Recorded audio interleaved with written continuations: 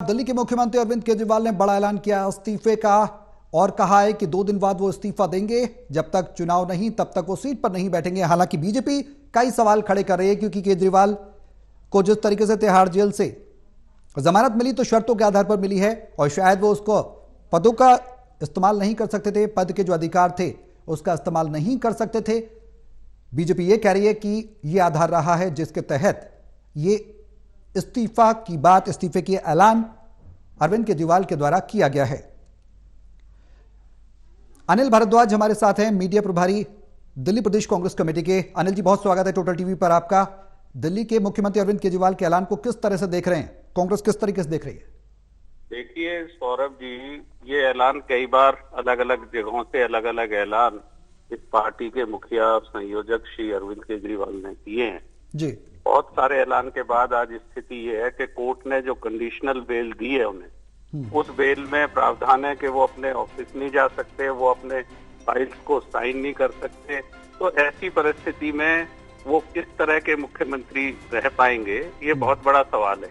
लेकिन जो उन्होंने ऐलान किया था कि अगर किसी पे इस तरह के बड़े आरोप लगे, जैसा शराब घोटाले का आरोप श्री अरविंद केजरीवाल और उनकी पार्टी के साथी मंत्रियों और अलग अलग लोगों पे है, तो उनको पहले रेजिग्नेशन करना चाहिए, उसके बाद अपने पद पे वापस आना चाहिए अगर वो पाक साफ होते हैं। लेकिन यहाँ अपने लिए वो नियम लागू कभी नहीं करते।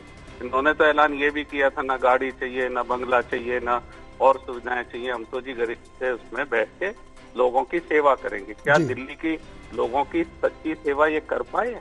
इन्होंने कभी सोचा कि एक बारिश में अगर 35-40 लोग दिल्ली में जान छोड़ जाते हैं, एक हीट वेव में 26 लोग दिल्ली में, नेशनल कैपिटल का हालात क्या कर दिया? इसे पेरिस बनाने की बात करने वाली पार्टी ने दिल्ली को, पूरी दिल्ली को शर्मसार किया है।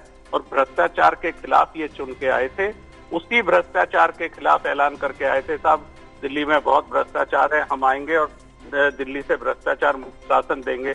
हालात क्या है?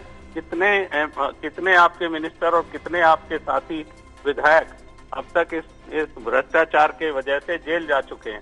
तो हमारा ये कहना है कि ये ऐलान बहुत बार होते हैं, लेकिन फिर भी हम कहेंगे कि अगर उन्हें ऐसा लगता है कि ये परिस्थिति है और ये देर आए, दुरुस्त आए और इनके इससे अगर जनता का कुछ फायदा होगा, क्योंकि एक ऐसा मुख्यमंत्री जो एक्टिव हो, जिसको अधिकार हो, वो दिल्ली को मिलेगा, तो कुछ ना कुछ दिल्ली की जनता को उससे राहत मिलेगी। जी अनिल जी, एक सवाल ये कि बड़ा ऐलान किया है, जनता के बीच में कहीं ना कहीं विश्वास कायम करने के लिए मुख्यमंत्री केजरीवाल के इस ऐलान को देखा जा सकता है। दिल्ली में पकड़ बनाने के लिए विधानसभा चुनाव के दरमियान जिस तरह की छवि उनकी धूमिल हुई है उसको सुधारने के लिए इसे कहा जा सकता है। लेकिन कांग्रेस के लिए कितनी बड़ी चुनौती होगा ऐलान के बाद अपनी छवि को साफ करना, क्योंकि कांग्रेस भी कमबैक की कोशिश कर रही है दिल्ली में। नहीं, कांग्रेस निश्चित तौर पर आज दिल्ली के आम जनमानस तक अपनी बात रख रही है कि किस तरह की दिल्ली 2013 में कांग्रेस ने, दिल्ली के लोगों ने जब कांग्रेस को सत्ता से विमुख किया तो छोड़ी थी। दिल्ली एक अंतर्राष्ट्रीय बड़े शहर की तरह दिल्ली नजर आती थी। आज दिल्ली के हालात क्या हो गए, हम ये पूछना चाहते हैं। दिल्ली की जनता, अगर थोड़ी सी सर्दी ज्यादा पड़ती है तो उसकी सांसों पे पाबंदी लगने जैसी स्थिति होती है। ऐसी सरकार जो जनहित और जनकल्याण के फैसले लेने में और उनको लागू करने में लगभग हम समझते हैं नाकाम रही है। और ब्लेम गेम की राजनीति दिल्ली लगातार, दिल्ली के लोग, दिल्ली के नागरिक, दिल्ली का मतदाता देखता आ रहा है कि एक दूसरे पर सरकारें गोल पोस्ट शिफ्ट करती हैं। अपनी जवाबदेही और जिम्मेदारी से ये सरकार लगातार बचती रही और ये सरकार कहीं ना कहीं दिल्ली के आम जनमानस को गुड गवर्नेंस की बात करने के बाद दे नहीं पाई। और भ्रष्टाचार के खिलाफ इतनी बड़ी बड़ी बातें, इतने बड़े बड़े नारे, और आज हालात ये है कि जो हालात आप पार्टी के इस सरकार में भ्रष्टाचार को लेकर है, वो आज तक दिल्ली में ऐसा कभी देखने को नहीं।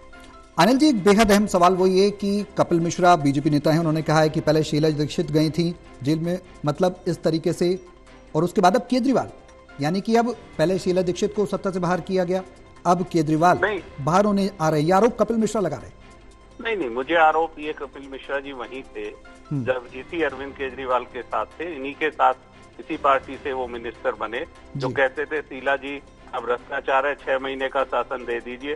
शीला जी तो इस दिल्ली को संवार के, सजा के गई। दिल्ली को उन्होंने मेरी दिल्ली अपने घर की तरह सजाया संवारा, दिल्ली को ओवरऑल डेवलपमेंट दिया, दिल्ली को योजनाबद्ध तरीके से मानवीय दृष्टिकोण के साथ दिल्ली को उन्होंने डेवलपमेंट दिया, वो शीला दीक्षित पे किसी तरह की कोई चार्जशीट हुई क्या कभी? ये तो कहते थे हम तो 6 महीने में जेल भेज देंगे। 11 साल से इनकी सत्ता रही, कोई चार्जशीट हुआ कैबिनेट का शीला जी के मिनिस्ट्री का मेंबर?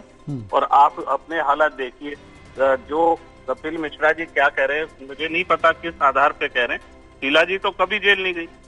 किसने ये बयान दिया है? जी पूरी तरह सत्य है।